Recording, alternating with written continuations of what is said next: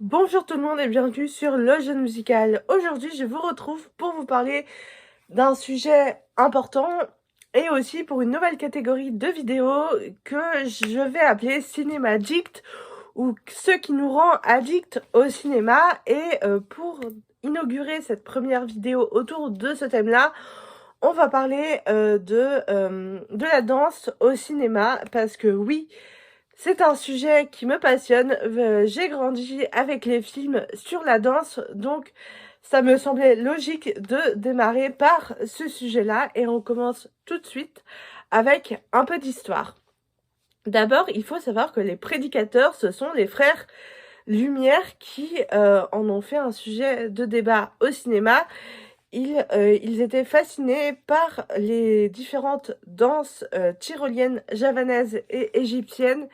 Et depuis eux, on a cessé de voir au cinéma des films avec des scènes de danse quand la danse n'est pas le sujet principal du film.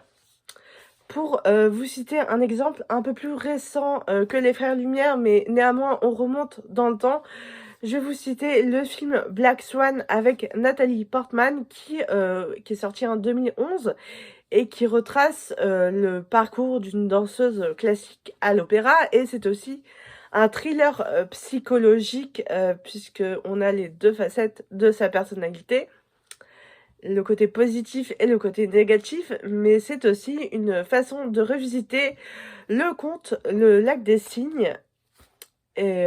Et vraiment, c'est un super film, je vous le recommande vivement.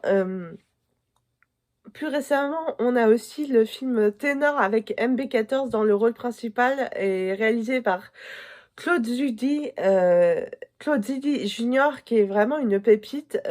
Là, dans ce film, il n'est pas question de danse, mais il est bien question d'opéra, puisque on va suivre le parcours d'un jeune homme qui a une voix impressionnante et qui va livrer des sushis un jour à l'opéra. Et en fait, la prof de chant va l'entendre chanter et va tout faire pour le retrouver et ainsi le convaincre de chanter à l'opéra et d'intégrer l'opéra alors qu'il vient d'un milieu populaire et d'un milieu pas très riche, on va dire, alors que l'opéra, c'est quand même le milieu riche, le milieu aisé, le milieu au-dessus du milieu populaire. Je ne critique personne, je relate juste les faits.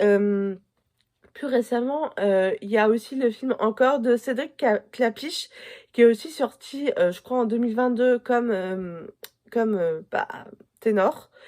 Et dans ce film-là, on suit le parcours justement d'une danseuse qui, euh, qui se blesse en fait. Donc du coup, comme elle est blessée à la cheville, elle ne peut pas continuer à danser, à faire ses pointes. Mais elle va trouver un autre type de danse, donc plutôt la danse hip-hop qui vient de la rue. Et ainsi, le fait qu'elle s'intéresse à ce type de danse va l'orienter de nouveau vers sa passion. Elle va découvrir un autre moyen de danser que la danse classique. Et là aussi, je trouve que c'est vraiment bien mené parce que, enfin, encore une fois, c'est la rencontre de deux choses différentes, de deux milieux sociaux, de danse aussi différentes parce qu'on ne danse pas de la même manière en fonction de si on fait de la danse classique ou du hip-hop. Donc c'est vraiment la rencontre entre deux cultures.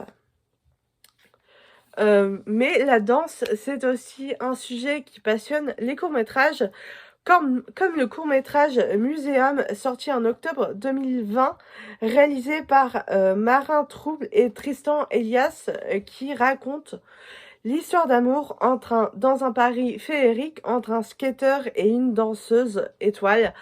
Donc, encore une fois, c'est la rencontre entre deux cultures, entre deux milieux sociaux différents. Je vous recommande vivement de regarder le court-métrage Muséum. Vous pouvez très facilement le trouver sur Internet. Et vraiment, il est assez court, mais vraiment, c'est une pépite. On est fasciné par les plans et par la rencontre entre les deux êtres. Mettre de la danse au cinéma, ça permet de filmer le corps en mouvement, ça permet aussi de mettre une bonne BO qui rythme très bien les images. Et vraiment, je pense que c'est tout ce qui rend qui rend un film bon. Et ce qui nous rend addict au cinéma, c'est genre une bonne BO et une BO qui va nous rester dans la tête. Après, ça veut dire que le compositeur de cette bande originale a réussi son pari. Mais la danse classique fascine aussi le théâtre, puisque en 2020, Marc Lavoine a produit au théâtre des Folies Bergères le conte Les Souliers Rouges avec Benjamin Sixou et Laurine Nonnet, qui a été brutalement interrompu malheureusement à cause du Covid en 2020 et ensuite des confinements.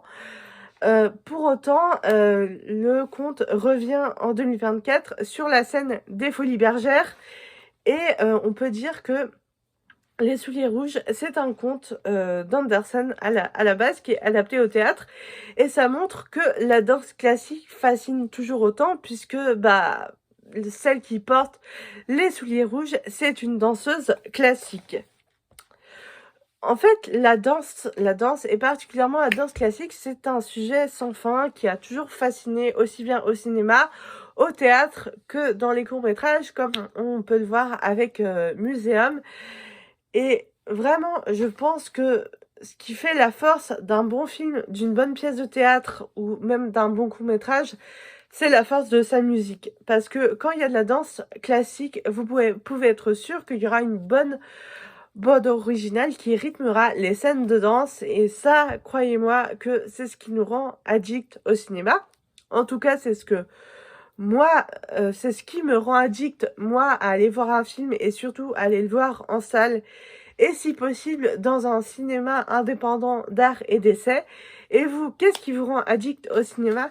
N'hésitez pas à me dire ça dans les commentaires pour qu'on échange nos avis là-dessus. Et en attendant, cultivez-vous. Ciao!